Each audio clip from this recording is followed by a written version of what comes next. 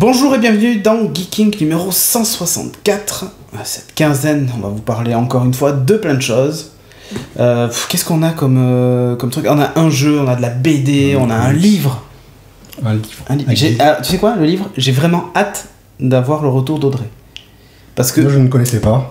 Écoute, voilà, la première trilogie était top, donc là j'ai hâte de voir ce que ça va donner. On va parler un peu aussi de high-tech, d'une série magnifique, qui, comme dirait Sophie, qui permet de réviser ses verbes irréguliers. Donc voilà, bref, en attendant, donc, on passe aux news Magnéto.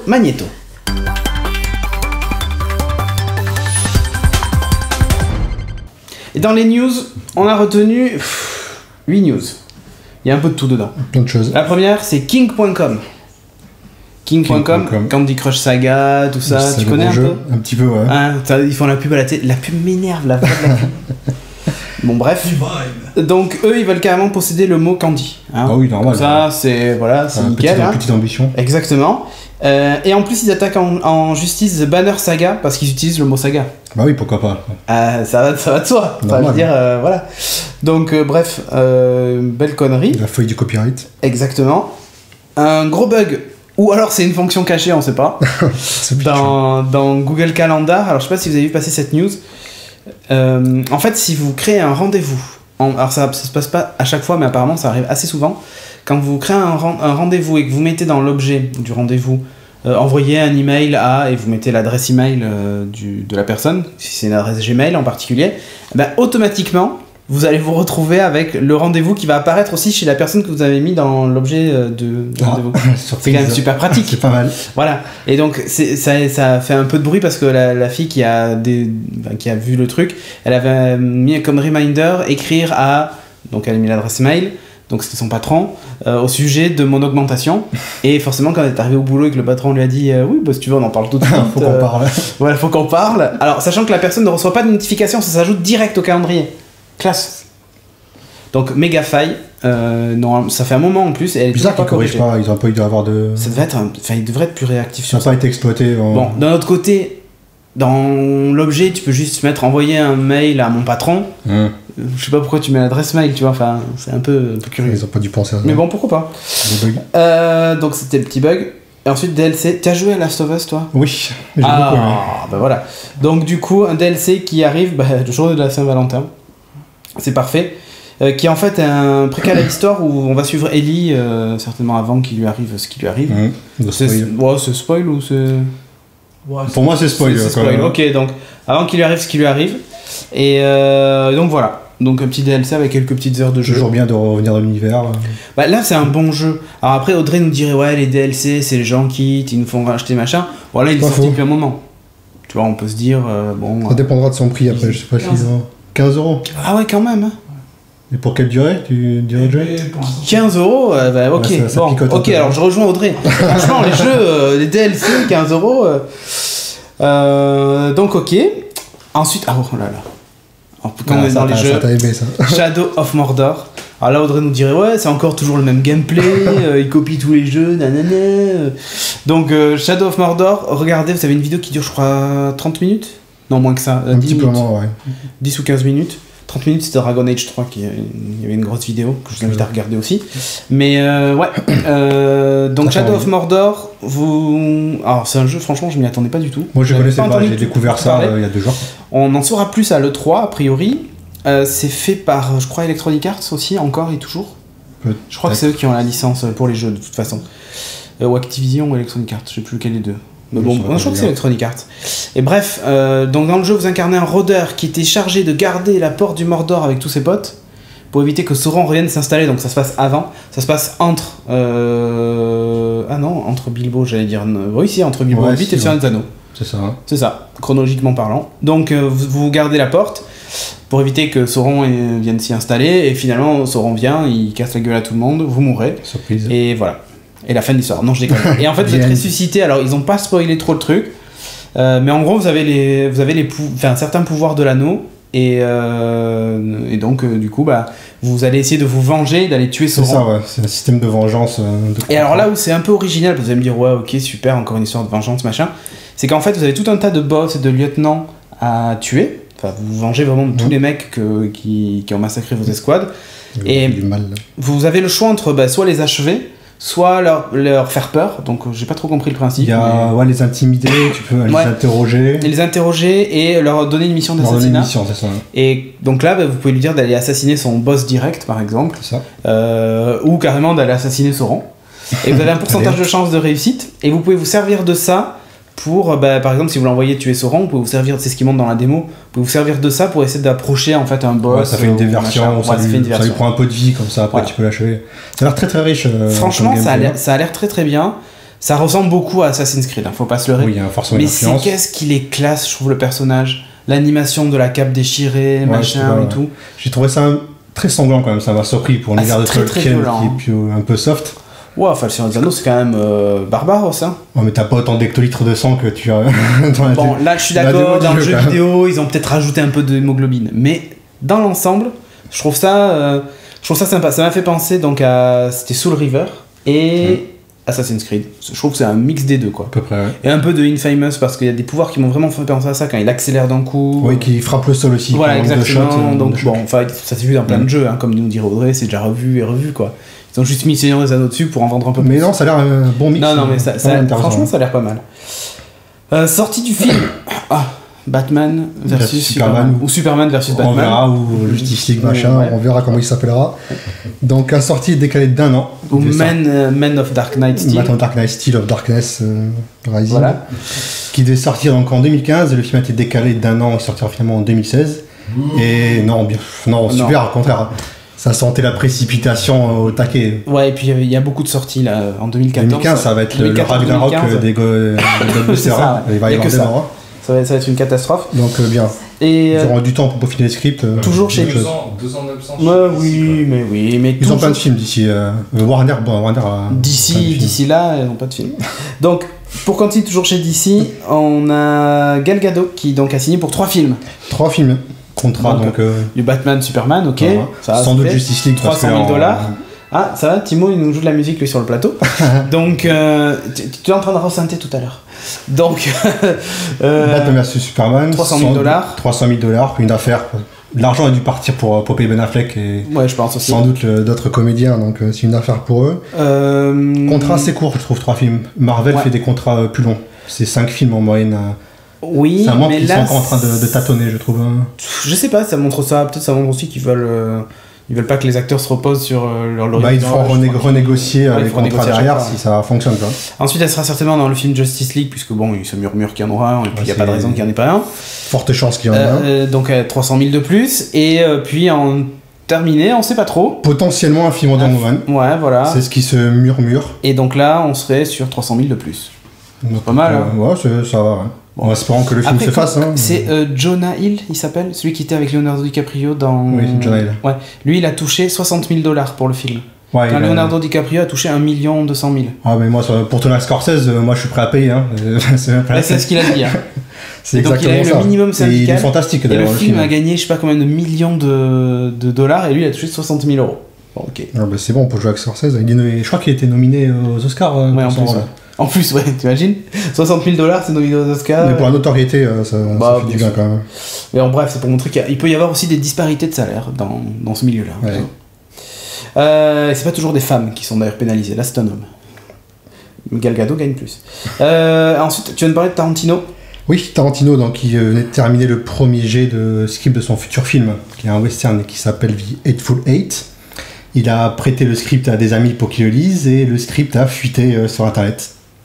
La tuile. Donc Tarantino est furieux contre ses amis parce qu'il a été trahi et il ne veut plus faire le film. Carrément.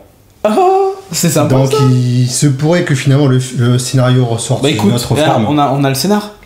Ouais, il pourrait le publier, il pourrait peut-être en faire un livre, ce qui pourrait être pas mal. Il pourrait aussi aller le tourner.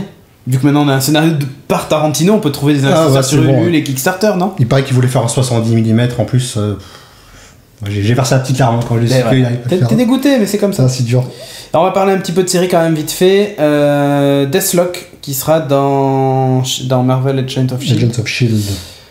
Et on va pas trop spoiler. Hein. Donc Deathlock c'est une espèce de zombie mitraillette. Ouais, ça va. Ouais, c'est une espèce de cyborg. Et il y aura un épisode par contre, c'est l'épisode 15, il me semble, 14 ou 15 il me semble que j'ai vu ça, avec Sif. Lady Sif. Lady Sif, ouais, qu'on a vu dans Thor 2, entre autres. Thor 1 aussi, elle y était. Oui, elle était dans Thor 1 aussi.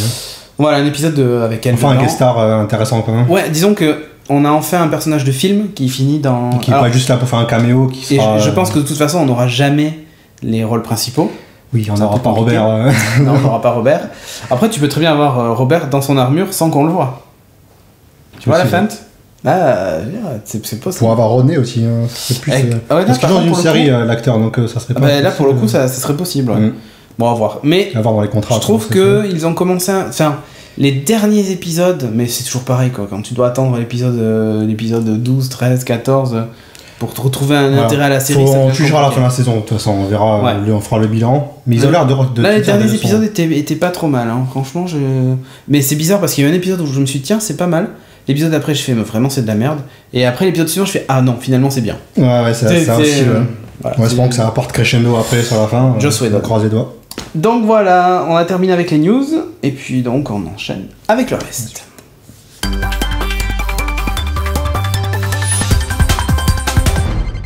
Dans la rubrique high-tech, je vais vous présenter le Acer Liquid S2.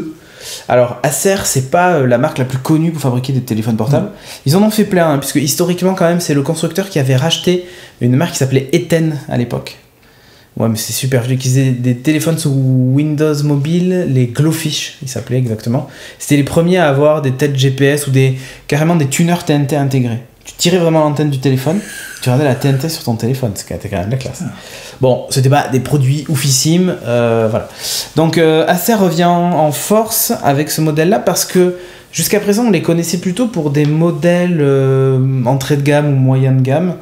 Or là, on a un téléphone qui, même si malgré son prix se place quand même toujours pareil dans le moyen de gamme, en termes de caractéristiques techniques pures, on est face à plutôt un téléphone haut de gamme justement. Alors, qu'est-ce qu'on peut dire de ce produit? Donc déjà, il est classé dans la catégorie des phablettes et on comprend pourquoi, parce que par rapport à la Nexus, il est quasiment aussi grand. Donc c'est un écran de 6 pouces. C'est gros. C'est assez costaud. Hein. Faut dire tout de suite, c'est gros. C'est très très gros pour un téléphone. Et encore, je trouve que là, on arrive à la limite de ce qu'on peut appeler un téléphone. Ouais. Parce que encore là, tu peux téléphoner avec, t'as pas l'air trop ridicule. Si tu as une utilisation professionnelle et tout, ça va. Ça passe. Au-dessus, ça commence à devenir un peu chaud. Donc, qu'est-ce qu'il a dans le bid? Donc, on est face à un processeur Snapdragon, donc voilà, vraiment les dernières versions. Il a 2 Go de RAM intégré. Il est certifié Dolby Digital Plus au casque. Hein. Pas avec les haut-parleurs, même si je préfère le préciser. Hein. Donc même s'il a des haut-parleurs qui sont plutôt efficaces, voilà. Un truc quand même à noter, c'est que les haut-parleurs sont placés de façon intelligente pour une fois. D'habitude, on les place aux extrémités, mais quand tu tiens ton téléphone comme ça, t'as les doigts dessus. Or là, en fait, ils sont là. Ah, pas bête. Et c'est assez malin. Donc quand tu regardes un film, du coup, t'es pas gêné, t'as vraiment le son stéréo qui sort et qui est assez costaud quand même. Et un écran Full HD, c'est un écran IPS, donc avec des très bons angles de vision. Par contre, il a un petit défaut, c'est que les noirs virent un peu vers le gris. En fait, ils sont pas très profonds. Voilà, c'est un détail quand même. Il est 4G, il est Wi-Fi A, B, G, N, AC. Donc toutes les normes Wi-Fi qui existent aujourd'hui. Qu'est-ce qu'on peut dire d'autre? 16 Go en interne et surtout il accepte les cartes SD, micro SD jusqu'à 128 Go. Ah donc oui, là vous pouvez y aller mes cocos. Jusqu'à présent c'était plutôt 64, là on est sur 128 Go. Donc bon c'est très cher hein. Mais oui, mais bon, si vous voulez vous pouvez. Appareil photo de 13 millions de pixels avec autofocus. Il fait des vidéos en 4K. Il peut faire des vidéos en ralenti jusqu'à 120 images secondes en fait, donc vous ralentissez 4 fois l'image, c'est assez sympa. Il a un mode d'enregistrement du son pour les concerts, un peu comme ce qu'il y avait sur les Nokia, c'est-à-dire qu'il a un micro avec, je sais plus comment ça s'appelle, haute densité dynamique ou je ne sais plus quoi. Qui enlève. Mais en fait, il n'y a pas la saturation. Ouais, il n'y a pas la saturation. Le son est super clair. Il enlève rien, c'est juste qu'au lieu d'enregistrer sur une bande de fréquence qui est assez réduite et avec une saturation du bruit super rapide, ben en fait, je sais pas ce qu'ils utilisent, il doit y avoir une atténuation. Ouais, il y a une atténuation, ça. Voilà. Il a un tuner radio FM. Donc je sais c'est bête. Moi j'écoute de temps en temps la radio. Jusqu'à présent j'utilisais TuneIn pour écouter la radio, mais ça utilise mon forfait data. Bah là l'avantage c'est que vous pouvez écouter la radio sans avoir de forfait data. Bon, pour ceux qui écoutent la radio, ça peut toujours servir. Évidemment il est GPS, vous avez capteur de plein de choses. Et il a une grosse batterie, 3300 mAh. C'est l'un des plus costauds. Son concurrent direct c'est le Samsung Galaxy Note 3 qui lui est à 3200, un tout petit peu moins. Donc voilà, par contre en termes de prix on n'est pas du tout dans la même gamme. Là on est aux alentours de 530 €, et encore je l'ai vu à 500 pour ce modèle là, quand le Galaxy Note il est plutôt aux alentours de 750 voire 800 €. Oui. Pour des caractéristiques techniques équivalentes. Techniquement, à part 1 giga de plus sur le Galaxy Note, un stylet livré avec sur le Galaxy Note et tout ça, enfin le stylet à 200 €, ça dépend ce que vous recherchez. Si ce que vous voulez c'est la taille de l'écran, payer un Galaxy Note alors que vous avez celui-ci qui a un écran qui franchement est très très bon, ça vaut peut-être pas le coup. Si par contre ce que vous cherchez c'est un stylet et toutes les applications qui vont bien, il faut mieux un Galaxy Note. Mais bon voilà, chacun son usage. Donc les plus les moins, alors oui il fait quand même 229 grammes sur la balance, c'est costaud. Le Note en comparaison il est à 168 grammes, donc il y a une sacrée différence. Mais bon, c'est aussi le poids de la batterie, de tout un tas de choses. Un Gorilla Glass 3, je l'ai pas dit, qui est légèrement incurvé sur les bords, donc l'écran est vraiment très costaud. Et puis ça se sent, enfin si tu veux, le téléphone craque pas, tu sens que la finition est très bonne.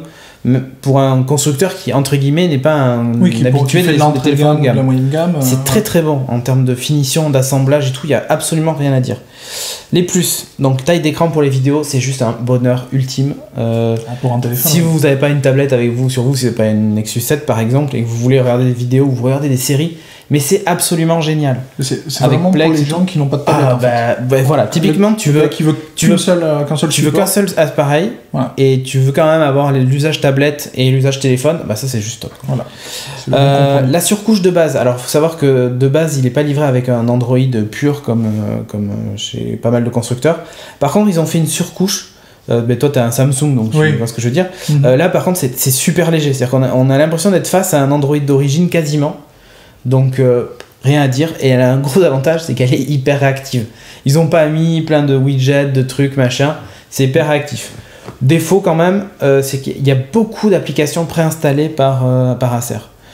Certaines qui sont utiles, Evernote, tout ça machin. Si tu peux les jarter, mais du coup c'est chiant que tu allumes ton téléphone et le premier truc que tu fais c'est virer des apps. Enfin, genre tu peux les virer, moi je peux pas. Oui c'est vrai, toi tu peux pas sur le tien. Mais bon voilà, donc je trouve ça vraiment top. Donc dans les plus évidemment la vidéo 4K, franchement c'est plus que correct. Là où je suis assez déçu par contre, c'est quand vous l'utilisez à faible luminosité. Là on est face à des problèmes de bruit assez vite. Tu peux pas... Exactement. Les ralentis c'est top aussi, c'est ralenti en HD en 720p donc c'est correct. Bon évidemment là il faut faire attention, il vaut mieux que vous soyez dans de bonnes conditions pour que ce soit correct. Mais c'est top, ça donne des effets vraiment très sympas. Vous pouvez faire un ralenti x2 ou x4. Pour s'amuser avec des potes, ça peut être rigolo. Ouais, le mode concert, ça c'est génial parce que effectivement ça sert dans les concerts, mais pas que ça. Quand vous êtes dans un endroit très bruyant, un mariage, peu importe, vous êtes en train de filmer un truc où il y a de la musique à donf, une fête, machin, et ben ça, vous avez le son parfait. Voilà, parce que les micros prennent cher et donc saturent souvent. Mais voilà, et ben là c'est juste parfait. Et en fait c'est parce qu'il y a 3 ou 4 micros, ouais c'est ça. 1, 2 et 3. Donc voilà, et ils utilisent un système justement qui permet de compenser tout ça, donc c'est vraiment top. Grosse batterie, et du coup il est très efficace en autonomie quand vous lisez des vidéos. Mais c'est juste mortel, c'est-à-dire que la batterie elle bouge quasiment pas. J'ai regardé 3 heures de vidéo dessus et j'ai dû perdre, allez, 15% peut-être de batterie. Ah ouais, ça tient bien. Rien du tout, et 3 vidéos d'1 heure, hein. J'ai regardé le truc pendant 3 heures, donc franchement très costaud, et je pense que ils ont optimisé cette partie-là avec la carte graphique et tout ça. Enfin, il y a un truc en termes de décodage vidéo, il est vraiment hyper efficace. Écran Full HD, encore une fois, c'est top quand vous regardez des vidéos Full HD. Franchement, c'est bluffant. Déjà, bon, sur le Nexus 5, j'étais bluffé, mais le fait que là en plus soit plus grand, ça, tout de suite, ça donne une autre dimension. Et dans les avantages, j'ai quand même mis son prix, parce que 530 € pour une bête de cette qualité, bah, c'est pas si cher donné, je trouve. Bah, si son concurrent direct, son concurrent direct est beaucoup plus cher. Voilà. Donc voilà. Dans les moins, il est encore sous Android 4.2.2. Il a toujours pas en 4.3 et encore moins en 4.4. Je connais pas trop la politique de mise à jour de Acer, donc je peux pas savoir. Enfin, a priori, comme il vient de sortir, il devrait avoir droit au moins à la version 4.4. Mais c'est dommage qu'un téléphone qui sorte en décembre soit pas avec la dernière version d'Android. Voilà. Pour moi, c'est un point faible. Et puis, on ne sait pas quelle est la politique de mise à jour, donc à suivre. Sachant que c'est un téléphone qui, au vu de ses caractéristiques, risque d'avoir quand même une communauté de dev qui va s'amuser à bidouiller, installer des ROM et tout ça. Donc, bon, si vous êtes bidouilleur, ça posera pas de soucis. Puis après, si vous en fichez d'avoir la dernière version Android aussi, ça posera pas de soucis. Les vidéos et les photos en basse luminosité, alors là, c'est catastrophique. Enfin, catastrophique. La vidéo passe encore, mais alors les photos, c'est un gros point faible, je trouve, du téléphone. Alors quand vous êtes en extérieur, qu'il fait beau, ou en intérieur avec pas mal de lumière, aucun problème. Ou quand vous utilisez le flash. Alors il y a un truc un peu particulier, c'est que le flash, il fait tout le tour de l'optique. Il est très puissant. Au début, je me suis dit, ça va cramer toutes les photos, et en fait, pas du tout. Et toutes les rétines. Il est assez... Ouais, alors ça, oui. Mais par contre, il est assez bien dosé, et je trouve que du coup, les résultats avec flash sont vraiment bons. Par contre, voilà, quand vous n'avez pas de flash, que vous êtes en intérieur et tout ça, vous avez tout de suite dans les angles des photos un bruit, mais vous avez des pixels bleus et rouges, mais super visibles. Ah oui, à ce point-là. C'est très très moche. Ah oui, c'est très très moche. Tout ce que je vous dis là, évidemment, ça peut être corrigé avec une mise à jour logicielle. Donc c'est valable au moment où je vous le dis. Ouais. Mais peut-être que dans une semaine, il y aura une mise à jour. Déjà, la première chose que j'ai fait, c'est installer une mise à jour. Il y en avait une de base. Donc du coup, ça pourra éventuellement être corrigé. Peut-être la mise à jour photo pourrie, justement. Peut-être qu'elle en fait des vidéos. Non. Les vidéos 4K, c'est top. Le problème, c'est qu'elles sont limitées à 5 minutes. Donc on ne peut pas faire plus de 5 minutes de vidéo en 4K. Enfin, les séquences font 5 minutes. Pourquoi ? Parce que je pense que le système de fichiers fait que les fichiers ne peuvent pas dépasser les 4 Go et qu'une vidéo en 4K, ça doit faire 4 Go pour 5 minutes. Ça doit prendre de la place. Hein, ouais, ça prend de la place, ouais.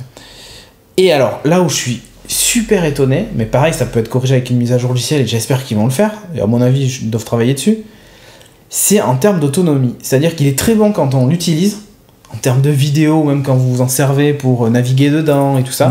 Ouais. La batterie descend super lentement. Par contre, quand il est en veille, il consomme. Ah ouais ? Ah mais c'est hallucinant. C'est-à-dire qu'un téléphone avec une batterie comme ça, si on l'utilise pas, normalement, il doit tenir dans les 2 jours, voire peut-être même 3 jours. Mais au moins 2 jours. Et bien là, quand je te donne un exemple tout bête, je les ai chargés tout à l'heure. Il est resté en veille. Il n'y a pas des trucs d'actifs, des synchros. Rien du tout. Enfin, si, les trucs de base, genre les mails et tout ça. Tout à l'heure, j'étais à 80% parce qu'il n'était pas chargé pleinement. On l'a posé là depuis tout à l'heure. Il n'y a pas de carte SIM, donc là, il est, tu vois, en mode je consomme moins d'énergie. Il est déjà à 60% de batterie.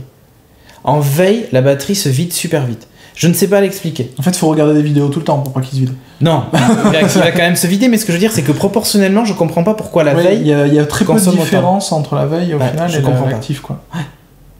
Là, tu vois, il est resté pendant un peu plus de 5 heures en veille depuis tout à l'heure, il a perdu 20% de batterie. Je ne sais pas. Alors peut-être que c'est le modèle que j'ai qui a un défaut. Ou alors ils ont faussé les descentes de batterie pour la vidéo et en fait, il a réparti. Oh non, franchement, je pense pas que ce soit ça, parce que ça se verrait tout de suite.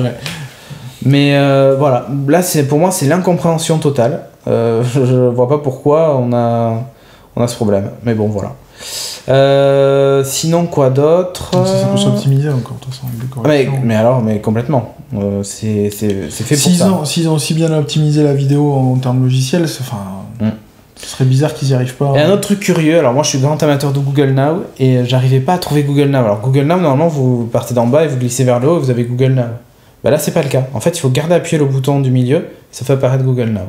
C'est un détail, mais si vous le cherchez, faut pas vous dire ah mince ils ont retiré Google Now. Non, c'est juste que il faut garder appuyé le bouton. Oui, bon, ça c'est non, c'est astuce. Voilà. C'est pas un défaut, c'est astuce. Oui.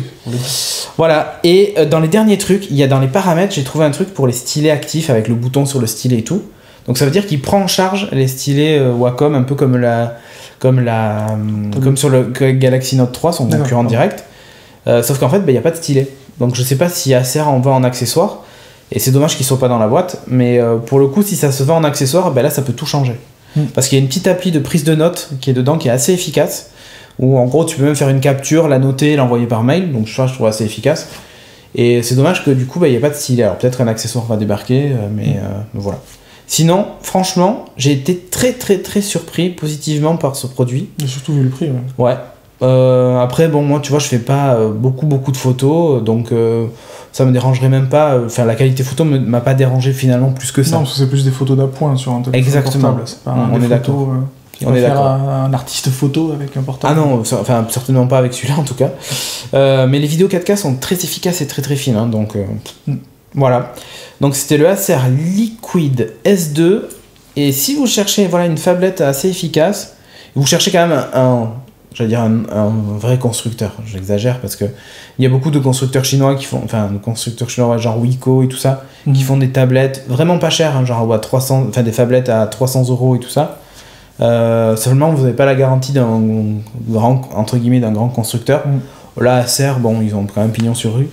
Et vraiment, en termes de caractéristiques techniques, vous avez tout ce qui se fait de bien, quoi. De finition aussi. Ah ben non, mais même les composants choisis dedans, c'est pas un processeur Mediatek, machin, c'est vraiment le processeur Snapdragon, c'est en haut de gamme. Tu vois, enfin, c'est comme si tu avais un processeur Intel dans ton ordi au lieu d'un processeur, je sais pas moi, j'avais pas AMD, mais tu vois, genre les processeurs VIA à l'époque, je sais pas si vous vous souvenez. Bah, moi, à choisir, tu vois, pour la même vitesse, je préfère prendre le Intel plutôt que le VIA, même si je le paye un peu plus cher. Je pense que c'est peut-être un peu plus efficace. Et ben voilà, ils ont fait ce choix de prendre vraiment de bons composants. Donc ça fait un bon téléphone. Ni plus ni moins. Donc existe en rouge. Alors c'est noir rock'n'roll et rouge, je sais plus quoi. Swing. Donc voilà. Et alors le rouge, en fait, le contour est noir. Et l'arrière est rouge. Et le noir. Et le rouge, il est classe, hein, parce que ça fait un aspect un peu anodisé. C'est ça. Voilà, c'est pas mal. Hein. Voilà. Donc voilà. Pas si voyant que ça, quoi. Ouais. C'est assez classe. Et puis là, il y a un petit rappel de rouge au milieu. Enfin bref. Donc bref, Acer Liquid S2. Franchement, si vous cherchez une phablette, c'est plutôt bien. Voilà. On enchaîne avec la suite.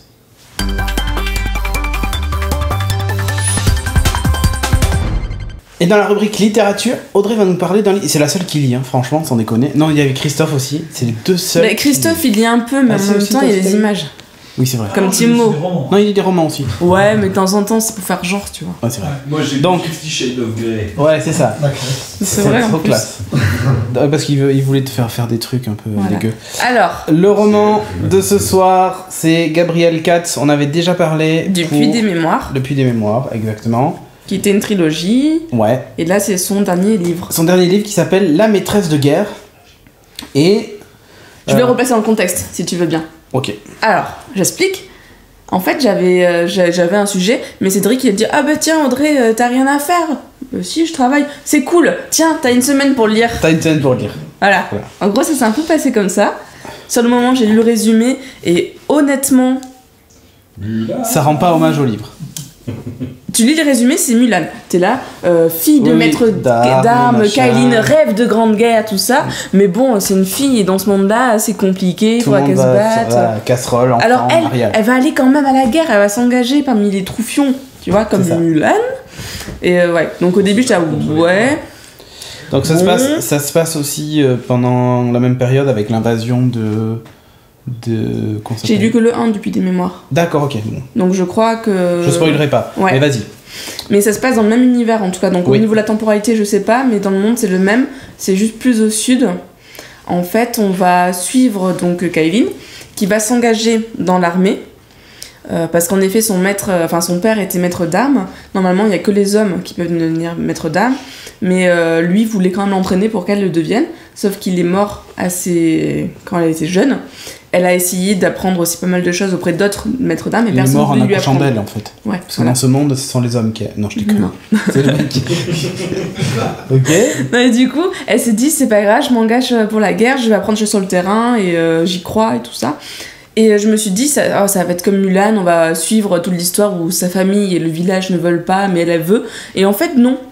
Tu commences le récit, elle est déjà dans l'armée, elle a déjà fait ses choix. Et d'accord, ok. Et donc, du coup, c'était plutôt intéressant. Première surprise. Enfin, tu vois, au début, tu te dis, il va y avoir toute l'histoire d'avant, machin. Ouais, le background, et en fait, pour le coup, direct dans l'action. Tu ignores quand même pas mal de choses de son passé. Mais tu sais quoi, ça me fait penser justement au Puits des Mémoires, où il y a beaucoup de background qui sautent direct. Et en fait, tu découvres l'univers à travers certaines scènes et certains trucs, mais il n'y a pas de grand descriptif. Non, mais le Puits des Mémoires, c'est pas contemplatif. En fait. Non, et tu commençais l'aventure en même temps que les personnes découvraient un peu leur univers. Donc c'est un peu le même principe, puisque là, tu commences direct à aller dans l'armée. Tu commences dans l'action. C'est vraiment, t'as pas de temps mort au début, quoi. Donc plutôt pas mal. Et ils vont envahir le sud. Donc c'est Lazman ou Lazman, je sais pas trop comment il a voulu qu'on le prononce. Et pour faire la guerre, parce qu'en fait dans le sud c'est que des barbares, tu vois, ils font plein d'esclavagisme là-bas, tous les gens sont maltraités, c'est horrible. Enfin, tu vois, alors nous, comme on est des gens du nord et nous on est éduqués, on va leur faire la guerre. On va faire la guerre pour les éduquer. C'est ça. Voilà.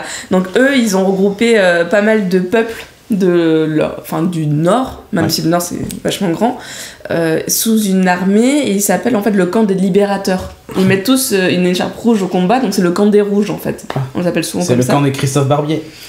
Et éditorialiste avec son écharpe rouge tout le temps. Alors je vais pas non plus spoiler parce que bon, j'ai bien aimé finalement. Okay. Tu vois, j'avais un mauvais a priori et franchement, je l'ai trouvé vraiment très très bien. Je l'ai fini en 3 jours, j'arrivais pas à décrocher, donc c'est top. Ah, c'est pas mal. C'est vraiment un très beau compliment. Toi, je me suis dit, quand j'ai eu le pitch, j'ai dit bon, ça c'est pour Audrey.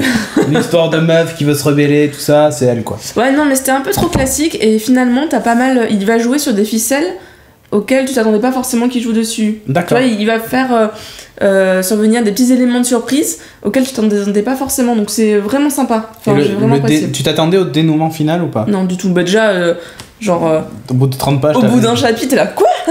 D'accord. Donc, je vais pas tout dire, mais en gros, ce qui va se passer, c'est qu'on va avoir le point de vue côté Asman, donc côté ennemi, d'après elle, parce qu'elle venait pour leur faire la guerre. Elle était libératrice. Et petit à petit, en fait, on va voir les deux points de vue, et on va voir que finalement, les barbares, comme souvent, c'est pas forcément ceux qui se disent cultivés et tout ça.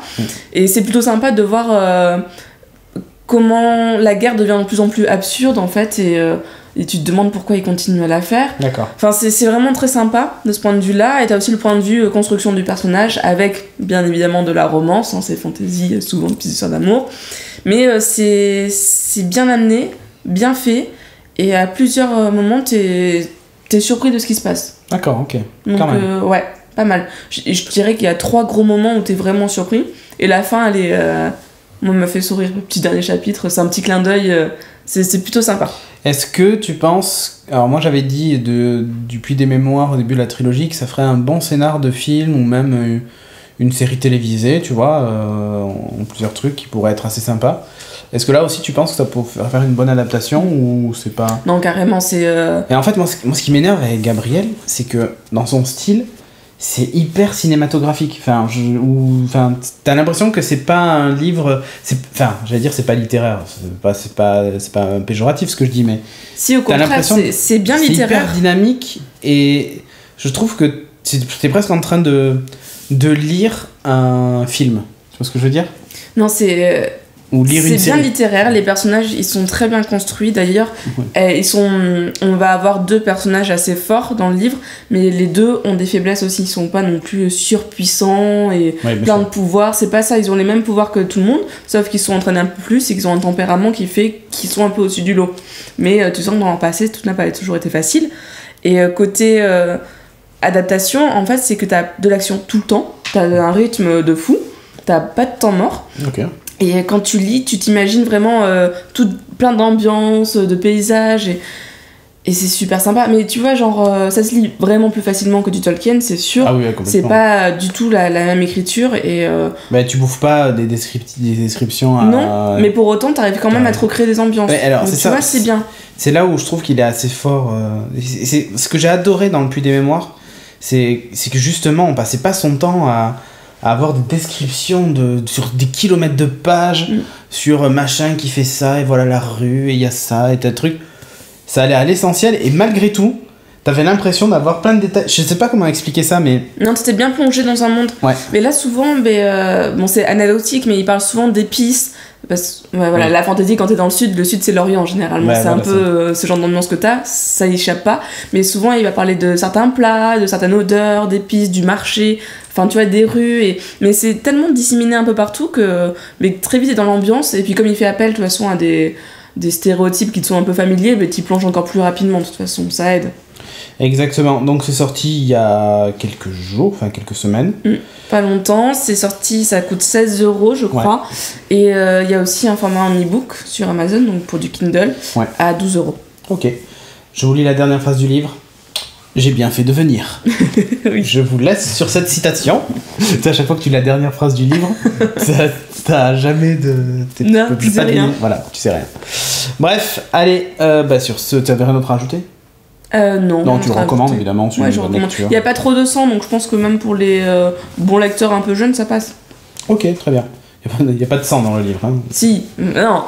Non, mais genre, jeune 14-15 ans, tu vois, pas non plus faire du 7 ans. Bah, le public de Hunger Games et tout ça. Ouais, voilà. Très nickel. Bien. Parfait. Ok, Eh bien allez, donc c'est chez Scrineo, on va pas préciser. Donc Gabrielle Cat, la maîtresse de guerre. Et on enchaîne avec la suite.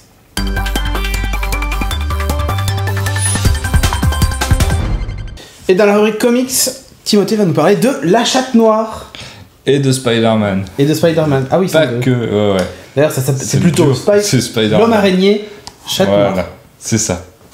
Bah, c'est un duo assez courant hein, dans le monde de Marvel. On le voit dans les dessins animés qui passent à la télé, tout ça. Ah, peut-être. Ça se cherche un peu, là, tout le temps. Ah, c'est possible. Ouais, si. Mais sur France 3 ou je sais pas quoi. Ouais, voilà. Ouais. C'est des ex. Hein. Oui. Concrètement, ils sont sortis ensemble, il y a eu quelque chose. Et donc, là, c'est un bouquin qui s'appelle L'enfer de la violence. Dard d'araignée, tu veux dire. Je sais pas. Je vois. Ok. Bref. Qui a été écrit par Kevin Smith. Ah. Donc le réalisateur de entre autres Clerks, Dogma, Jason Bob, que des films que j'adore. Okay. Et au dessin. Il joue Silent Bob d'ailleurs. Hein? Il joue Silent Bob. Oui, exactement. Il est très très bon en acteur de Silent Bob. Et au dessin, c'est aussi un monstre. C'est un fou du dessin, c'est Terry Dodson, donc qui a un style vachement réaliste, assez hyper sexy dès que c'est des femmes, assez réaliste, un peu à la Adam Hughes, mais un côté un poil plus cartoon, un poil plus, on va dire. Donc déjà, en partant de ça, c'est plutôt pas mal, j'ai envie de dire. Et je sais que tu valides. C'est sorti ce mois-ci, donc ça se trouve au grand maximum à 17,50€. C'est l'édition Marvel Deluxe de Panini Comics. Ouais, je parle de Panini Comics et de Marvel, hein, parce que je me suis fait, apparemment quand j'étais pas là, on a profité pour dire ouais, tu parles que du Urban, tu parles que DC Comics, alors que c'est même pas vrai. C'est un gros mytho, même si je préfère. Donc, au niveau de l'histoire. C'est Scorpion Girl qui veut planter la chatte noire. Non, c'est un passage. Mais là, oui, c'est ce qui se passe. Ça. Avec son Donc... Non, mais c'est pas une blague, hein, j'invente rien. Hein. Imagine... Et tout de suite, vous avez l'esprit mal tourné. Je parle de Dard et de chatte noire, et tout de suite, voilà. Donc, Felicia Hardy, Black Cat, tente de retrouver une vieille connaissance qui a disparu. Donc, elle va sur New York et part à la recherche de cette personne, et comme de par hasard, elle croise la route de Spider-Man qui lui aussi est à la recherche d'un lycéen qui a disparu, s'est mêlé à une sorte d'histoire de drogue, trafic de drogue, etc. Et ils vont se retrouver liés. Ah, c'était super drôle ce passage. Là, tu viens de spoiler un petit truc super sympa. Ah mince alors. Mais c'est plus le commentaire qui est très drôle. Ah mais ça ils l'ont pas vu. Non, ils ont pas eu le temps de lire. Donc c'est moi, je le conseille fortement. Alors je suis pas un méga fan de Spider-Man, même si c'est un personnage assez drôle et tout. Il y a tellement un énorme background derrière ce personnage que j'ai un peu de mal à rattraper le retard en fait. C'est pas que j'apprécie pas, c'est que l'univers est tellement dense que c'est chaud à attraper. Du coup, là c'est hors continuité. Donc c'est un arc qui a été fait en dehors de toute histoire, enfin de mensuel. Donc c'est quelque chose d'assez pratique à lire. C'est accessible à tout le monde. Et ça permet de se familiariser assez facilement avec Spider-Man, de vivre une histoire de Spider-Man, et en même temps d'en apprendre beaucoup plus sur Black Cat. Qu'est-ce qui t'arrive? Je sais pas. Il y a Starsky et Hutch. C'est ça, exactement. Non mais attends, c'est pas une blague, il y a Starsky et Hutch. Ah, ils font des petits clins d'œil, ils en profitent. Ah, bien sûr. Tant qu'à faire. Le fait que ce soit hors continuité, on a un Spider-Man moins drôle, donc c'est une histoire assez sombre au final. C'est peut-être un petit peu plus adulte, mais c'est quand même accessible à tout le monde. C'est assez noir, normal pour la chatte noire. Voilà, exactement. Je pense que c'est fait exprès. J'ai éteint ta tablette. T'appuies sur le bouton. Voilà. Voilà, ok, cool. Donc, ce qui était intéressant dans ce bouquin, c'est qu'on en apprend vraiment beaucoup sur Black Cat, notamment sur sa genèse, etc. Ah ouais, on en apprend beaucoup. Hein. Oui, bon, c'est Terry Dodson qui dessine, donc forcément, il sait très bien mettre en valeur voilà, les filles en général, pas forcément nues, hein, parce que dans les comics c'est rare que tu le vois nu. Bon, elle est pas bien habillée, enfin, pas beaucoup. Non, voilà. Elle doit avoir froid, quoi. C'est très suggéré. Ouais. Donc, il y a une très belle mise en scène. Le dessin est vraiment, vraiment pas mal, bien que inégal par moment. Ouais. Mais ce que j'ai vraiment adoré, c'est le sujet de fond. Donc, tu as l'histoire, tu as une trame principale, mais tout est tourné autour de... c'est un peu spoilé de le dire, mais en fait, c'est un peu tourné autour du viol, mais pas comme on l'entend forcément. D'accord. Et il y a un petit côté, enfin, il y a un message derrière tout ça qui permet qui pourrait permettre aux personnes qui aient vécu ça de pouvoir extérioriser ça et avancer. C'est vraiment, c'est hyper bien écrit, c'est hyper subtil et c'est limite touchant en fait. C'est autant pour les enfin vraiment pour tout ce qui se passe à l'intérieur, les personnages qui sont affectés par ce sujet-là, c'est vraiment touchant pour à l'intérieur et je pense que enfin pour ceux qui lisent et qui auraient vécu des trucs comme ça, ce serait pas cool hein, mais oui, ça pourrait permettre de vouloir avancer. Oui, ouais, voilà. Tu comprends, tu peux te mettre à la place de la personne et c'est vraiment la première fois qu'en lisant un comics, j'ai cette appréhension. Ouais, voilà. C'est un peu intelligent pour une fois. Voilà, pour une fois, c'est vraiment. On peut aussi le résumer comme ça. Hein. Ouais. Et ce qui est assez drôle, c'est que Kevin Smith, je pensais pas qu'il aurait la plume pour faire ça, parce que moi je le connais surtout pour des trucs complètement délirants, et en fait tu te rends compte que il a une très très belle subtilité. Il parle pas beaucoup dans ses rôles, mais il écrit. Quand il le fait, c'est super bien. Si je peux reprocher quelques trucs, à la limite la colorisation par moment c'est pas sensationnel. Okay. Le dessin par moment c'est assez inégal. Ouais, ça te va bien. Donc on perd un peu des détails par moment. Et là on a perdu le nez par exemple. Ouais, voilà, il y a des petits trucs où il a pris des raccourcis. À mon avis, il avait plus trop de temps ou quoi que ce soit. Oh ouais, ça m'emmerde cette page. Hein. Voilà, hop, c'est allez, ça. Le nez, bon, c'est pas grave. Allez. J'aime pas trop dessiner. La voiture a pas de roue, c'est pas grave. On va dire qu'elle vole. Hein. Mais surtout, c'est alors les caméos. Il y a plusieurs héros qui apparaissent. Autant il y en a un, si ça fonctionne bien. Et l'autre, il aurait pas été là. Je vois pas vraiment en quoi ça a pu aider, mais bon. Peut-être quand c'était en feuillet, tu sais, ça tombe pile à un moment où tu vois apparaître et tu fais vite, je veux le prochain. Trop cool. Donc, mais bon. Faut pas oublier ça. En dehors de ça, ça vaut vraiment, vraiment le coup. Pour moi, c'est un truc à voir. Même si on n'est pas fan à la base de Spider-Man, quoi. Et même de Black Cat. La couverture est noire. Hein. Oui, ça c'est du Panini, c'est toujours comme ça. C'est noir, c'est Spider-Man Black Cat, hein, ok.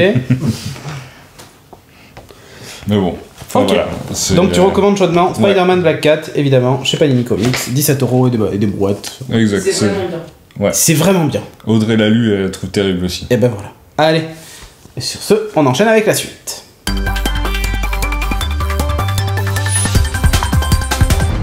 Et dans la rubrique série, on va vous parler de Beaten. Ne rigole pas.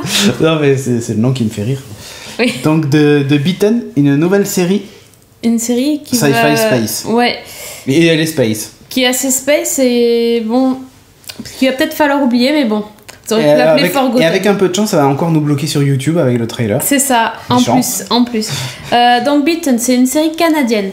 Au Canada, ça passe sur la chaîne Space. Au Canada. Mais aux USA, ça passe sur la chaîne Sci-Fi. Donc forcément, ça a un peu attisé ma curiosité, une série Sci-Fi. Ça vient juste de commencer, on a vu 2 épisodes. Pour l'instant, ça a été... Bon, ça arrête à 2. Et la commande est pour l'instant de 13 épisodes. C'est basé sur une série de bouquins. L'auteur c'est Kelly Armstrong, ça s'appelle Les femmes de l'autre monde. Alors comme le nom l'indique, Beaten, ça parle de quelqu'un qui s'est fait meurtre. Ouh. Attention. Donc, mordu. Si on doit le traduire en français, ça s'appellerait mordu. Donc l'héroïne de cette série s'appelle Helena Michaels. Alors au départ, c'est une femme, on nous présente ça comme une femme ordinaire dans sa petite vie avec son chéri, tout va bien. Enfin, ordinaire, un peu de fric quand même. Ouais, friquée, Elle habite à New York. Photographe de mode, non, à Toronto. Ouais. Photographe de mode à Toronto. Bon, en fait, c'est plutôt elle qui devrait être modèle vu son physique, mais bon, bref, faut pas chercher, je crois. Mais en fait, on découvre que ils sont morts de rire. Ça me perturbe. Oui, on découvre qu'elle a un lourd secret. En effet, elle se transforme en loup. Oui. Elle faisait partie d'une meute de loups. Et en fait, elle a décidé de s'exiler, de partir de cette meute et vraiment de se couper de toute relation avec les... Ils sont 6 les loups, j'y pense comme ça. Pourquoi Non, c'est un pack de 6. Tu vois, c'est comme ça. Ouais, c'était 12, non? Et non, je crois qu'ils sont 6. Bon bref, allez, vas-y, continue. Donc voilà, forcément ça lui pose un peu quelques soucis, vous imaginez bien, de se transformer en loup. J'ai bien dit loup et pas loup-garou. Louve. En louve. Et donc dans le... Bon, enfin, ils disent qu'ils sont des werewolves quand même. Non. Si. Enfin, il n'y a pas d'influence de la lune. Il se transforme de temps en temps. Ah non, parce que dans True Blood, il y a l'influence de la lune. Et loup-garou? Bah non. Non, bon. Ah bah non. Enfin, c'est des loups, c'est des vrais loups quand même. C'est pas des loups-garous. Oui, ok. Bon, et donc ça lui pose quelques soucis parce qu'évidemment elle se transforme contre sa volonté. Alors l'idée c'est qu'elle essaye de réprimer tout ça, mais de temps en temps quand même elle n'arrive pas à prendre le dessus et elle doit se transformer. Donc ce qui donne... à peu près tous les 30 jours. Voilà, ce qui donne... C'est vrai en plus. Ce qui donne lieu à des scènes assez, on va dire, cocasses, où donc elle est quand même... Vraiment, c'est difficile pour elle. La transformation va avoir lieu, mais elle prend le temps de se déshabiller, d'enlever tous ses vêtements et de les plier, et de les cacher dans une ruelle pour pas qu'on lui vole, et ensuite de partir à poil. Alors autant vous dire, et à poil. Le seul intérêt de la série, c'est qu'elle passe son temps à se déshabiller et qu'elle est plutôt bien gaulée. Ça, c'est sûr, hein, ils ont pas choisi la plus moche pour la série. Voilà. D'ailleurs, elle s'appelle Laura Vandervoort. Vous la connaissez. Vandervoort. Vous la connaissez parce qu'on l'avait vue dans Smallville. C'était la Supergirl. Et sinon, elle était aussi dans V. Ah ouais? Et ouais. Ah oui, je vais peut-être reprendre V alors. Mais honnêtement, si on passe la barrière du physique, après il n'y a pas grand chose quand même. T'en sais rien, tu la connais pas on la voit nue, mais bon, à part ça, pas grand chose. Donc la trame de la série, c'est qu'en fait il y a un loup dissident qui commet. Un corneau. Non, ça, c'est les traducteurs, c'est énorme. Enfin, un loup. Ils ont traduit ça par corneau, c'est énorme. Un loup dissident qui lui va. Et seul n'est pas dans une meute et tue des humains, ce qui est un peu contre leur philosophie. Vraiment, il faut pas qu'ils tuent des humains. Donc, c'est un peu comme des ninjas, on doit pas savoir qu'ils existent. Voilà, et ils essayent de se faire de faire leur transformation vraiment dans des lieux isolés pour pas qu'on les voit. Et donc forcément, la meute est un peu dérangée par tout ça parce que les humains vont se mettre à chasser les loups et vu qu'ils ce sont des loups, ça les embête. Hein. Franchement, c'est la seule intrigue. Hein, donc des corps sont retrouvés. Assez atrocement déchiqueté, c'est un peu... D'ailleurs, ça a assez montré, c'est un peu... Heureusement pas beaucoup. Hein. Un peu dégueu quand même. Le corps de... Le premier. Tu vois un petit tuyau qui sert d'intestin, mais bref. Ça arrête là, quoi. Mais sinon, il n'y a pas grand-chose d'autre à suivre. Hein. Alors, c'est très très lent, c'est très très long. Et c'est très chiant. Faut le dire parce qu'en fait, les mecs, ces loups dans la meute là, mais ils passent un temps fou à se déshabiller. C'est-à-dire, il y a les scènes, tu les vois se déshabiller, mais c'est vêtement par vêtement. T'es là, bon gars, vas-y, transforme-toi en loup et va dégage, courir. va faire ton truc. Va faire ton truc. Il y a, je sais pas combien de scènes comme ça prend un temps. Donc déjà, ils passent tout leur temps à faire ça. Pendant ce temps-là, lorsqu'elle retourne dans son ancienne meute, elle retrouve son ex. Donc il y a tout un jeu de tu m'as abandonné, je t'aime toujours. L'ex, franchement, je sais pas si vous avez regardé True Blood, mais Alcide, hein, qui est plutôt une grande baraque avec des cheveux un peu longs et une barbe, machin, nana. Là en fait c'est le même, en plus jeune. Et à côté, je pense qu'il doit être divisé par deux, quoi, tu vois. Oui, c'est ça. Je pense que Alcide, il a dû en manger des deux comme lui, mais quoi. par contre, il y a un dress code, c'est le gars... Le col en V, chemise ouverte. Ou col en V ou chemise ouverte. Ouais, le mec, il passe son temps torse nu. Alors, Ah oui, il y a une scène. Il y a un combat. En fait, ils ont une espèce d'entraînement où entre eux, ils se battent. Et lui dit ouais je vais te battre tout ça machin, ah ouais machin, nanana. Et donc tous les autres se sont battus et lui il enlève, premier truc qu'il fait c'est il enlève sa chemise et ensuite il va se battre avec l'autre torse nu. Tu te dis ok mec, ouais, c'est quoi l'intérêt? Tu veux pas qu'il te la déchire? Ah oui, pas les habits on a dit, c'est vrai. Ouais c'est ça. N'empêche ils prennent vachement soin de leurs habits hein. Ah mais t'as vu hein, c'est impressionnant. Non mais c'est... Elle se change, d'ailleurs t'as regardé un moment, en 10 minutes, mais vraiment enfin chronologiquement il a dû se passer que dalle dans la série. Elle s'est changée 3 ou 4 fois. Elle a changé 3 ou 4 fois de tenue entre chaque plan. C'est ça, non mais c'est terrible. Qu'est-ce que c'est? Mais en fait, il se passe rien, donc ils s'habillent et ils se déshabillent. C'est un peu ça. Mais c'est vrai que alors il y a une seule fille dans la meute.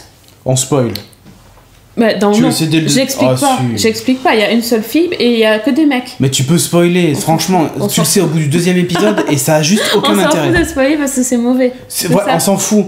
En fait, ce qui se passe, c'est que les loups-garous, c'est que des mecs. Il n'y a pas de filles. Oui. Et elle, c'est la seule qui a survécu à la morsure d'un loup-garou. On pensait que c'était impossible. Ce qui sous-entend que les femmes sont faibles et qu'elles ne peuvent pas. Elles résistent pas à la transformation. Ouais, non, bien sûr. Et voilà. Voilà, il y a une seule nana et voilà, et tous les mecs qui se ressemblent tous d'ailleurs. Oui, d'ailleurs. Tous un peu chevelus, la petite barbe. Même pas une barbe, c'est des rouflaquettes là, ridicules. Ah, sinon, y en a et la chemise ouverte. Col en V. Si, il y a un loup-garou italien qui est chauve lui. Oui, pourquoi l'italien il est chauve d'ailleurs? On sait pas. Voilà, il a pas la moquette là. Ah si, il a peut-être la moquette. Il a peut-être la moquette, lui, on l'a pas vu. Il est chauve, mais il a peut-être la moquette. Ah, peut-être. Parce que lui, c'est le seul qui s'habille un peu, tu vois. Oui. Bref. Ouais. Et, attends, si à un moment il y a une scène qui est énorme, c'est quand donc ils sont à poil forcément, ils arrivent dans une maison où ils vont enquêter. Et donc là, alors toujours pareil, le Alcide, lui s'en fout, il est tout le temps à poil ce mec, tout le temps à poil. Elle aussi, son corps. Tout le temps poil. Non, elle est habillée dans cette scène-là. Oui, ils arrivent dans la maison pour enquêter sur un meurtre, machin. Donc d'abord ils arrivent en loup, puis arrivés dedans, en fait, en gros, ils chopent les habits qu'ils trouvent pour se retransformer en humain. Parce qu'il faut pas qu'ils se montrent entre tout nus, tu vois. Bon. Sauf un qui lui, le sgeg galère tout le temps, quoi. Genre, salut. Et l'autre, franchement, il trouve un t-shirt qui lui arrive ici, avec un slip kangourou. Il fait, ouais, ok, ça fait un peu East Village, mais c'est tout ce que j'ai trouvé. Et quand t'entends ça, tu te dis, mais qu'est-ce que c'est cette série? C'est le seul moment où là j'ai rigolé, je me suis dit, en fait c'est comique. Et en fait non. C'est peut-être ça, mais ils ont. Ouais, non. Ah non, c'est comique malgré eux quand même. C'est assez terrible. Donc évidemment, je recommande pas. Moi, quand j'ai vu, au début je me suis dit, bah c'est une série MTV quoi. Ouais, ou CW. Allez. Mais il y a même pas la qualité pour que ce soit CW, tu vois. Il manque des éléments pour ça. Il y a un peu trop de sexe quand même. De sexe. Enfin, dans CW, c'est encore moins ça. Bah ouais, mais là, il y a même pas... Franchement, je vois pas où est le sexe, quoi. À part le fait qu'on la voit à poil et encore, on voit son cul et c'est tout, quoi. Bah oui. Mais plusieurs fois. C'est vrai, il y a peut-être la répétition. Mais là, du coup, c'est MTV. Ah oui, franchement. Ouais, non. C'est une série MTV qui est sur Sci-Fi. Je trouve qu'il y a un problème. Voilà, ça ne va pas ça va pas durer longtemps, à mon avis, cette histoire-là, parce que c'est vraiment mauvais. Bah, je pense qu'ils vont rentrer à la niche. Voilà, à la niche. Tous. Allez, hop, on dégage. Et donc ouais, l'histoire en gros, comme le mec il fout sa merde et il tue des gens, il y a des battus partout dans la ville et ça pose un problème parce que du coup, comme ils ont besoin de se transformer parce qu'ils ont des pulsions, ils sont obligés de courir dans la nature alors que ces gros cons ils pourraient aussi se transformer chez eux et courir chez eux. En rond, dans le salon, j'en sais rien, enfin ils se démerdent, ils peuvent se transformer en loup chez eux. Mais non, mais c'est l'appel de la nature, ouais, tu vois, c'est ça, comme ouais. ça. Et ben ils ont qu'à construire une serre chez eux et courir dans la serre et nous cassent pas les couilles. Et là en attendant, qu'est-ce qui se passe? Ils ont besoin absolument de sortir donc ils l'appellent parce que c'est la seule qui est capable de sentir l'odeur du tueur, tu vois. Oui, genre elle a un super odorat par rapport aux autres. C'est normal, les femmes, c'est ça en fait. Les femmes elles supportent pas la transformation, mais par contre elles ont un super odorat. Ouais, super. Bref, et donc enfin, oui. en fait c'est nul, j'essaie de comprendre la logique du truc, c'est nul. Bref, ils peuvent pas sortir de chez eux, alors tu dis donc à déménager ou prendre la voiture et partir loin et se transformer tous les jours, une fois par jour. Mais non, ils restent chez eux, il y a des battus, ils peuvent plus sortir de chez eux et ça les emmerde. Donc ils vont essayer de retrouver le tueur, le tuer et hop, c'est terminé et puis comme ça ils espèrent pouvoir se retransformer tranquille chez eux. L'histoire est naze. C'est nul, ça m'énerve, c'est nul. J'ai perdu, franchement, on a perdu 2 heures à regarder cette merde. C'est vrai, voilà. On aurait pu regarder Shield à la place. Mais tu sais quoi, Shield, mais franchement, mais c'est un chef-d'œuvre à côté. C'est un chef-d'œuvre de la série. Je veux dire, c'est le Star Wars de la série, tu vois. C'est le, je sais pas, même Star Wars. Non, c'est nul Star Wars à côté. C'est merveilleux. Ça, c'est de la sombre merde. Voilà, c'est tout. Allez. On passe à la suite parce que là je m'énerve et je sens que je vais me transformer moi aussi. Oui, j'ai l'impression. Oui, si les transformations, Manimal Style. Oh, je me transforme. Voilà. Les effets spéciaux sont super moisis en plus. Bon, allez, passez votre chemin, ne perdez passez pas votre chemin et vous faites pas mordre. Temps, voilà. Allez, on passe à la suite.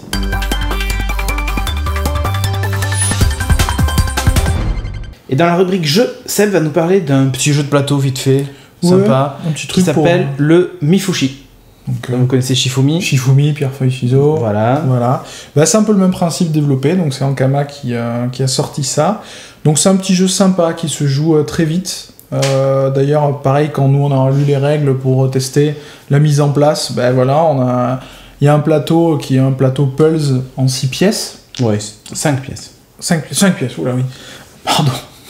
Soyons précis. Donc ça s'installe vite, et puis même quand on lit les règles et qu'on lit la façon d'installer, d'ailleurs il plaisante même là-dessus, c'est ça allez, voilà c'est vrai, voilà c'est vrai, c'est fini. C'est vrai que c'est très rapide. Les parties c'est pareil, au bout de 2-3 parties on comprend vite l'intérêt stratégique, parce que moi la chose qui me faisait vraiment peur c'est de refaire c'est une espèce de bataille de Shifumi avec 3 cartes quoi. Et là en fait il y a vraiment de l'intérêt stratégique, des choses en plus, donc qui vraiment justifient l'achat d'un jeu plus que de faire ça à la mano derrière le dos quoi. Donc à la mano derrière le dos. Okay. Voilà. Donc le principe, on vient chercher les trésors du Wawabit. Le Wawabit. Et en fait sur le plateau, le Wawabit est au milieu sur son trône et il garde ses 3 trésors. Ces 3 trésors qui sont sa couronne, sa cape et son sceptre. Et le but du jeu, en fait, c'est le premier joueur qui arrive à choper les 3 trésors. Donc on peut les gagner alternativement. Une fois que les 3 trésors ont été gagnés par les joueurs, après on se les pique. Et en fait, le but, c'est que... celui qui a les 3 a gagné. Voilà. Donc oui, celui qui a les 3 a gagné. Et en fait, sur le plateau, il y a des cases, et à chaque fois que vous remportez un duel, le Wawabit vient vers le joueur qui a remporté le duel.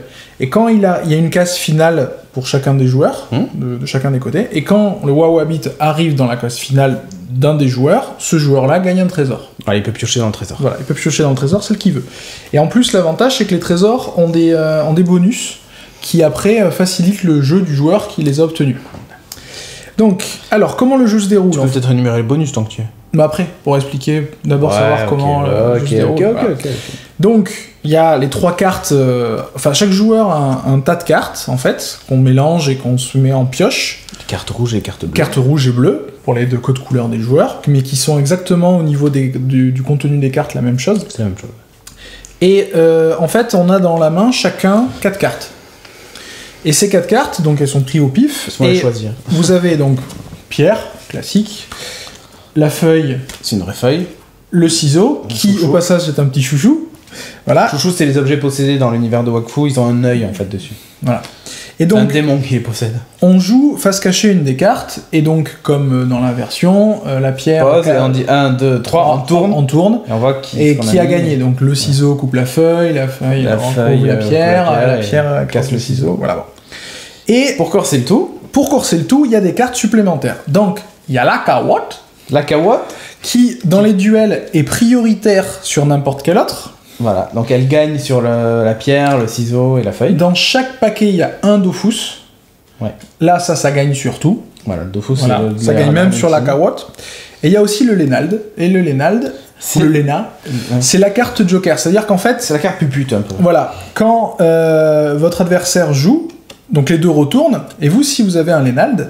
et ben en fait vous pouvez piocher et reposer une autre carte, donc ça fait que vous voyez la stratégie de l'autre. Voilà, genre donc 1, 2, 3 tu tournes, toi t'as un renard et lui il a une pierre et tu fais alors est-ce que j'ai une feuille? Voilà, en tu gros poses la feuille. Voilà. Donc ça c'est le jeu classique, mais vient se rajouter à ça en fait le fait qu'on peut faire des combos. Voilà. C'est-à-dire que en dehors donc à chaque tour on fait un duel, et quand on a fini le duel on repioche les cartes pour repasser à 4. Par exemple, j'ai 3 ciseaux. Voilà. Et donc on peut faire à tout moment, tant qu'on a cette carte, des combos. Alors il y a les combos classiques, c'est-à-dire 3 cartes identiques avec 3 ciseaux, 3 pierres, 3 feuilles. En fait, ça vous permet de faire avancer le Wawabit d'une case vers vous. Voilà. C'est-à-dire que j'ai 4 cartes, et là je dis ah bah tiens j'ai un combo, je pose, et avant même qu'on ait joué, avant ou après, à n'importe quel moment, je ramène le Wawabit vers moi. Et ensuite il me reste plus qu'une seule carte, donc le prochain coup, je joue avec la carte qui me reste. Le prochain duel sera plus compliqué, il faut être sûr de la carte qui nous reste. Voilà. Après, il y a les 3 carottes. Les 3 carottes qui permettent d'avancer de 3 cases. Donc là, ça fait un sacré bonus. Ouais. Et après, il y a les 3 Lénald. Et là, ça permet de prendre directement un trésor. Allez hop, Qu'est chaud. je me sers. Et dans ces phases de combo, il y a aussi le Dofus qui sert de carte joker. Alors, sauf pour les Lénald. Voilà. Mais pour toutes les autres, il peut en fait remplacer une carte. Troisième. Voilà, c'est la carte joker. Et permettre donc de passer un combo même si on n'a pas toutes les cartes. Et donc, on s'est fait des petits coups de pupute dans tous les à chaque fois. Voilà. Et il s'est pris des branlés sur branlés. Et en fait, voilà. Le jeu de hasard, je suis très mauvais.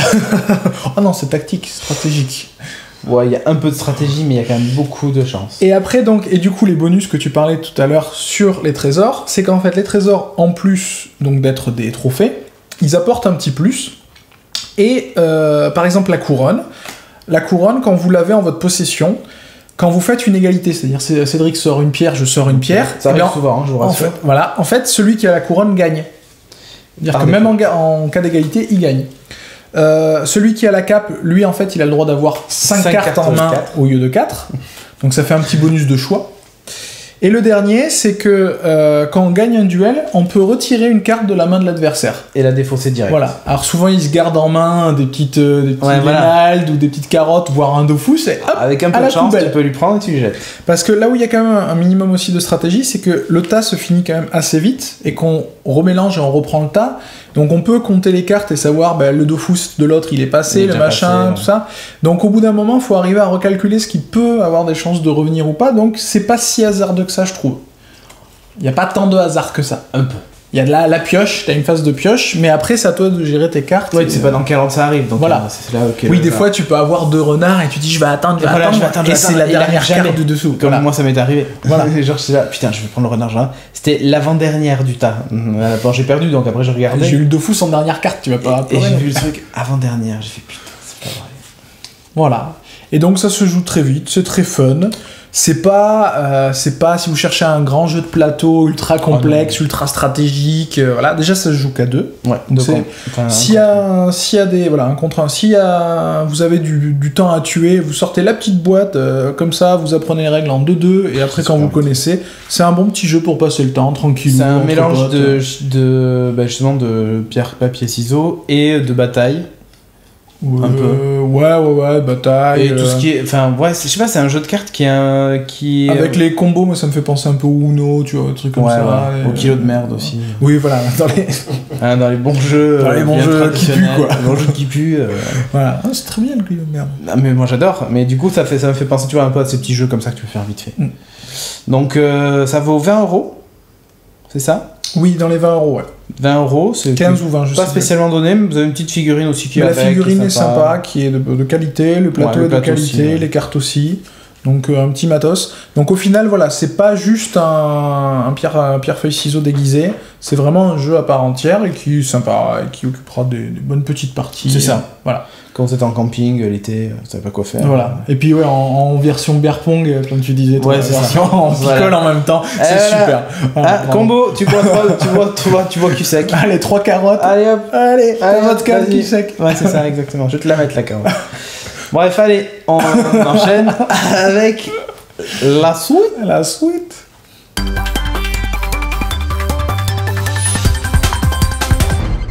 Et dans la rubrique ciné, on va avoir peur cette semaine. Les froids, au moins les autant fantômes. Je pense au moins autant que dans la rubrique série. Oh, attends, t'es vache là quand même. Non, je déconne. Donc, ça s'appelle The Conjuring, film qui est sorti l'été dernier dans les salles. Qui fait très peur. Qui fait très peur. Et qui est disponible en DVD Blu-ray depuis quelques mois, sorti en décembre, si je ne dis pas de bêtises. Le film est réalisé par James Wan. James Wan a été découvert par le premier film Saw qu'il a réalisé, qui a fait son petit effet à l'époque, hein, que j'aime bien, mais c'était vraiment... Le premier a apporté quelque chose de neuf par rapport à l'époque. Bon, après, c'était parti dans n'importe quoi. Saw 7, bon là, on ne peut plus, là. On arrête les vannes. Non, je fais pas de vannes sur saucisse, tout ça, bon. Voilà. On a dit qu'on arrêtait. On arrête les vannes. C'est bon. On a dit en 2014, les vannes comme ça faciles, on arrête. Enfin bref, c'était neuf à l'époque, c'était vraiment un peu révolutionnaire. Depuis... Non, Saw 7, pas 9. Ok, elle était. On a dit qu'on arrêtait. On fait les cymbales, on fait la batterie derrière. Donc depuis, il a réalisé les 2 films Insidious, il a fait d'autres films, et là actuellement il travaille sur Fast and Furious 7, qui est dans un autre genre d'effroi. Ça fait peur aussi. Même si les derniers sont pas mal. Pourtant, je déteste la franchise, mais les derniers sont regardables. Les Fast and Furious. Ok. Donc au casting, on retrouve Patrick Wilson. Ça n'engage que toi. Ah non, je maintiens ce que je dis. Hein. Regardez les Fast and Furious, c'est vraiment pas mal. Donc je disais au casting, on retrouve Patrick Wilson, qu'on a pu voir dans Watchmen. Ouais. On voit Vera Farmiga. Dans Watchmen, il jouait le hibou, non? Le hibou, exactement. Il y a aussi Vera Farmiga qu'on peut voir dans la série Bates Hotel. Ah oui. Oui. Et donc Lily Cole, que l'on voit. Lily Taylor. Oui. Qui est sur la jaquette et qu'on peut voir dans la série Almost Human. Voilà. Qui joue le capitaine. Exactement. Donc le film, de quoi il parle? Donc l'histoire est située dans les années 70. Okay. Et on suit l'histoire d'un couple d'enquêteurs paranormaux. Dans les années 70, on suit l'histoire d'un couple. Ça aurait pu être échangiste, liberté sexuelle, des années 70 quoi.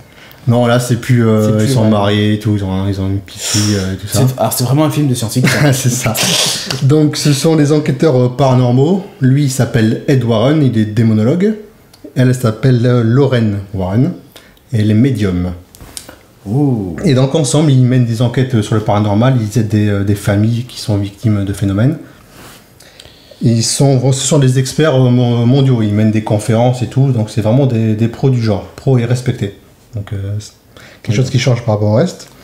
Et donc en fait, une de leurs enquêtes les emmène à venir en aide à une famille, la famille Perron, qui vient d'aménager dans une petite maison isolée, un peu délabrée, le classique. Et petit à petit, les phénomènes paranormaux débarquent dans la maison, de plus en plus terrifiants, au point qu'ils peuvent plus vivre, donc ils font appel à notre couple d'enquêteurs. Voilà le pitch. Ok. Donc, qu'est-ce que t'en as pensé? Alors moi, j'ai trouvé le gros point fort du film, c'est vraiment la mise en scène de James Wan. Ok, donc ça fait peur. C'est dans les points, j'ai pas eu vraiment peur, mais c'est inquiétant, t'as une ambiance, Ce qui est très intéressant, c'est qu'en fait, il va prendre son temps, il va poser l'intrigue, il va d'abord poser ses personnages, il va poser l'ambiance de film, et il va faire monter la tension petit à petit. C'est pas vraiment le genre de film qui va t'en mettre plein la tronche direct. Ouais, ça prend son temps et tout ça, et j'ai trouvé ça vraiment assez intéressant, parce qu'il gère la tension de manière très intelligente. C'est-à-dire qu'il va jouer vraiment sur la suggestion. C'est vraiment un film, je trouve. Tu vois pas du gore en fait? Non, t'as peut-être. Oui, t'as peut-être 2-3 passages. Une scène de sang. Ouais, après, tout est dans la suggestion, tout est dans. En fait, tu sais qu'il va se passer quelque chose. T'as un grand plan large sur une pièce, tu sais qu'il va arriver un truc, mais tu sais pas quoi, et tout tourne autour de ça. D'accord. Donc voilà, et donc beaucoup de longs plans larges où donc t'as les trucs qui se passent. Il fait des longs plans dans les couloirs et tout ça. Le truc qui stresse quoi. Enfin. Ouais, c'est stressant. Il y a rien du tout, mais c'est assez stressant. L'ambiance, t'as beaucoup de tension, je trouvais. Ça me plairait pas. Moi j'ai trouvé ça. C'est pas mon genre de prédilection. Ouais, c'est possible. C'est vraiment typiquement le film de maison hantée. Hein. Donc dedans on retrouve des références à des films comme Poltergeist. J'ai détesté American Horror Story saison 1. Ouais, je suis pas grand fan d'American Horror Story non plus. Ouais, mais c'est exactement. Mais il y a des films comme Poltergeist que j'aime beaucoup, moi. Amityville aussi. Ouais. Bon, ouais. Non mais, enfin, je peux comprendre que des gens adorent, mais pour moi, je suis hermétique complet à ça. Ah oui, il y a des gens qui aiment pas, hein, mais c'est un style de film, d'horreur. Donc il y a des références à ce genre de film au niveau du point de vue esthétique. Donc comme tu disais en résumé, la maison délabrée avec la famille qui habite, ça a été déjà vu. Tu vois, le seul film avec une maison délabrée et une famille qui habite, c'est la famille Addams. Ça m'a plu. Il devrait refaire un nouveau Family Addams. Mais voilà, mais j'ai pas eu peur, hein. Mais voilà, ça m'a plu. Donc ambiance pesante, beaucoup de tension, donc ça joue donc sur les espaces et tout ça, sur les longs plans. Il y a un gros travail effectué sur la photographie, sur les noirs et les lumières. T'as des scènes par exemple qui sont éclairées avec une allumette. Donc les noirs sont, en particulier sur le Blu-ray, les noirs sont vraiment très noirs. Genre là, une allumette quoi. Ouais, exactement, ben, voilà, sur la jaquette. Donc l'éclairage est superbe, il y a un gros travail réalisé là-dessus, et vraiment j'ai trouvé la mise en scène très réussie. Okay. Donc, pour moi c'est le premier grand point fort du film. Le deuxième grand point fort que là aussi j'ai beaucoup aimé, c'est la démarche des enquêteurs. C'est-à-dire que les enquêteurs, donc Ed et Lauren Warren, adoptent vraiment une démarche méthodique. Seb il me disait que ça lui faisait penser un peu à X-Files. Il met une enquête, c'est méthodique, c'est limite scientifique. Ouais, ils commencent peut-être par des explications rationnelles, ils essaient de... Exactement, c'est pas des charlatans. Donc, au moment où tu as une scène dans le film où ils vont voir quelqu'un... C'est une histoire vraie, hein. Non, je déconne. Oui, bah, c'est une histoire vraie, en fait. Mais les deux enquêteurs ont vraiment existé. Oui, mais bon... Oui, bon, bien entendu, après, ça arrive du cinéma, mais bon, les deux personnes ont vraiment existé. Et d'ailleurs, Lorraine est consultante sur le film, sur l'histoire de sa vie. Donc, oui, donc c'est pas les charlatans. C'est dans le film où tu les vois, ils vont mener une enquête chez quelqu'un, et ils découvrent que c'est le plancher qui grince à cause de l'humidité, et ils lui disent... c'est le plancher qui grince à cause de l'humidité. Ils lui disent clairement, tu vois. Donc, j'ai trouvé ça aussi très intéressant. Ils vont pas essayer de lui soutirer de l'argent. C'est bon, c'est des experts, c'est des pros, ils savent ce qu'ils veulent. Et ils mettent des lunettes de soleil et ils s'en vont. Ils s'en vont au soleil couchant sur le cheval. À Miami. Et encore sur la démarche d'enquête, c'est qu'ils n'ont pas le droit de faire des exorcismes par eux-mêmes. D'accord. Il n'y a que les mandatés par le Vatican qui peuvent le faire. Donc pour pouvoir faire un exorcisme, il faut qu'ils rassemblent des preuves. Arrête de bouger, tu fais du bruit du canapé. Pardon. Il faut qu'ils rassemblent des preuves, qu'ils montent un dossier, qui montrent le dossier au Vatican pour qu'ils approuvent et qu'ils envoient un prêtre faire le truc. Donc t'as toute une enquête en fait. C'est de la paperasse quoi. Ouais, c'est ça, c'est la bureaucratie quoi. Oh putain. Formulaire 400B. Vous avez pas bien rempli la case, désolé en fait. Désolé monsieur. Vous vous démerdez. Bon, en fait, vous allez crever, eh ben c'est pas grave. Ah mais demain on est formé, vous pouvez pas venir. Voilà. 17h, le formulaire est arrivé en retard. Donc toute une démarche d'enquête, et j'ai trouvé que c'est quelque chose que j'avais pas vu avant. D'accord. La démarche d'enquêteur, et j'ai trouvé ça assez intéressant. C'est intégré dans le film, donc c'est vraiment bien. Bon, allez, ce que toi t'en as pensé. T'as aimé ou t'as pas aimé? J'ai trouvé ça pas mal, mais j'ai été un peu déçu. Parce que j'avais vu la bande-annonce, qui m'avait fait flipper comme pas possible. D'accord. Voilà. Et par rapport à la bande-annonce, ça fait moins peur. Faut être Parce honnête. que moi je connais des gens qui l'ont vu et qui m'ont dit ah c'est trop bien, ça fait peur et tout. Non, c'est un film. L'ambiance est bien faite, c'est sérieux et tout ça, t'as l'attention, mais j'ai pas vraiment eu peur. Dans le même genre, j'ai préféré le film Sinister. Je sais pas si tu as entendu parler. Ah oui. Là, j'ai trouvé Sinister beaucoup plus sinistre. Beaucoup plus sinistre, beaucoup plus malsain et tout ça. Sinister m'a vraiment fait beaucoup plus peur que celui-là. D'accord, mais pourtant, il était considéré comme un super film qui faisait peur, hein, Conjuring. Bon, après, c'est subjectif. Ouais, ça dépend de la vie de chacun. Ça dépend des gens. Hein. A priori, il y aurait une suite. Il y aura une suite, donc encore avec les Warren, parce qu'ils ont fait plus que 10 000 cas, donc ils peuvent piocher autant des films qu'il y a dedans. Ils peuvent faire une série qui s'appelle Supernatural. Comme je disais, ouais. Et donc une suite est prévue, et un spin-off est prévu sur un des démons que l'on voit dans le film, une poupée hantée. Donc ils vont faire une histoire autour de ça.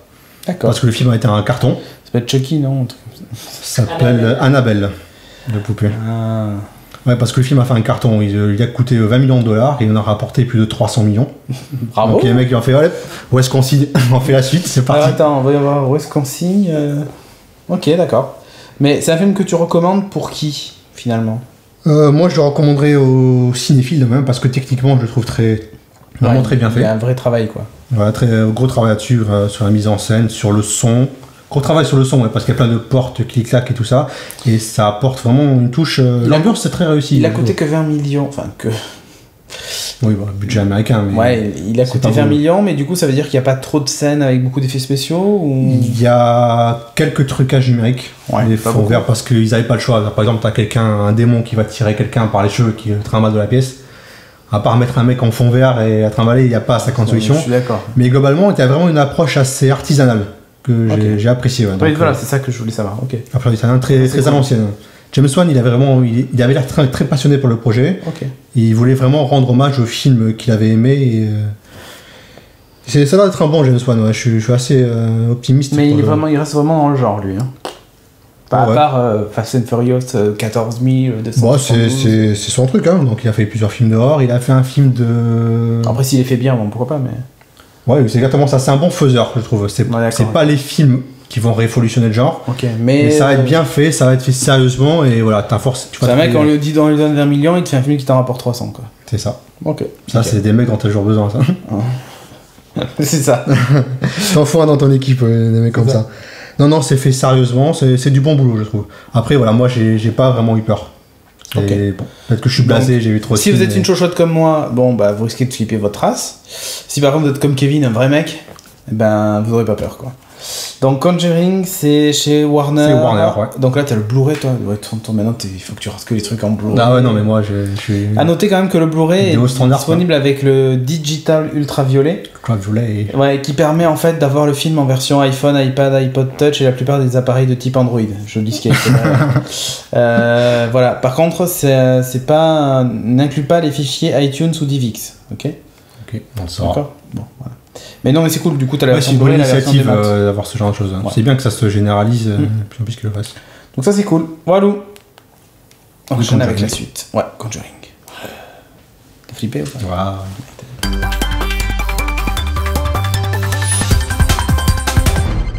Et pour terminer l'émission dans la rubrique courrier, on n'a pas grand chose à dire si ce n'est que YouTube commence à vraiment nous casser les pieds, comme d'habitude. Pour pas dire autre chose. Voilà, on va ouvrir cet épisode, peut-être que ça sera rétabli, on sait pas. Bon, on a un petit problème avec la Fox.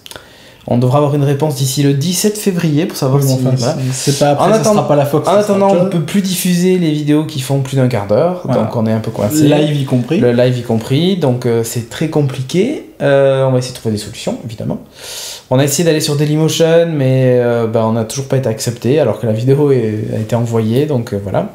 Je sais pas ce qui se passe. Peut-être que comme je dis tellement de mal sur Albanel et qu'elle travaille chez Orange, et Orange et Dailymotion sont proches, peut-être qu'il y a un rapport. Je sais pas. Du coup, on essaie de trouver une solution, même pour le streaming et tout. Enfin, vous inquiétez pas, on y arrivera. On va y arriver. Voilà.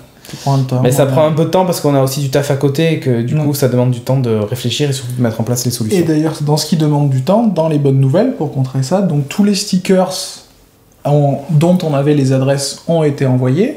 Donc il y avait une première fournée qu'on avait déjà envoyée parce qu'on avait les adresses directement. Là, donc on a demandé les adresses d'autres personnes. Il y a plus qu'une vingtaine de personnes qui nous ont pas fourni les adresses, donc il y a que aujourd'hui qui les ont pas. Tous les autres c'est parti, même pour l'étranger. Voilà, d'ailleurs j'ai fait l'étranger, j'ai fait un par un au poids, c'était super sympa. Donc pensez-y. Mais donc vous allez au moment de la diffusion de cet épisode, vous aurez tout ça chez vous même.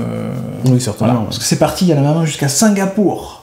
On est parti loin. Alors écoute, si tu nous regardes, tu nous dis si tu l'as reçu. Hein, parce que, Singapour, on n'était pas certain. Voilà, c'était tout ce qu'on avait à vous dire cette fois pour le courrier. Et on vous dit. Oui, donc, et les affiches pour la suite sont en cours. Les affiches sont en Timo, cours. Vous le voyez en train de. Il crayonne, il s'amuse. Voilà. Il nous croque. Il nous croque, exactement. Pas trop fort, Coquinou. Bref, allez, on vous dit à dans 15 jours pour le prochain numéro. Ciao, ciao.